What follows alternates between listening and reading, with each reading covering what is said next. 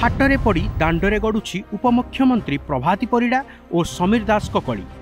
मात्र वर्षक भितर बीजेपी रु समीर दास को मोहभंग हेला भली लागुछि।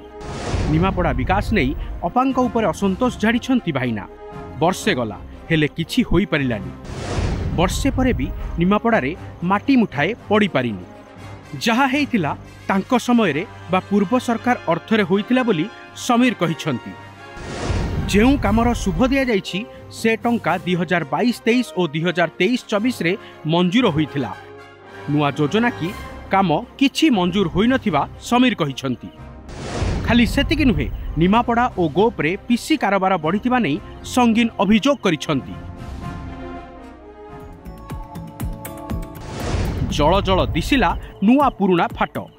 केन्द्र रे बीजेपी सरकार को 11 वर्ष और राज्य सरकार को वर्षे पूर्ति उत्सव निमापड़ा बीजेपी फाट को आहुरी मेलाई देइछि। उपमुख्यमंत्री तथा निमापड़ा विधायिका प्रभाती परिड़ा नेतृत्व में बीजेपी पुरुणा गोष्ठीर नेता विभिन्न स्थान में उत्सव पालुछंती। तो निर्वाचन पूर्व पद्म धरिथिबा समीर दास को अनुगत गोष्ठी समांतराल समावेश करुछंती।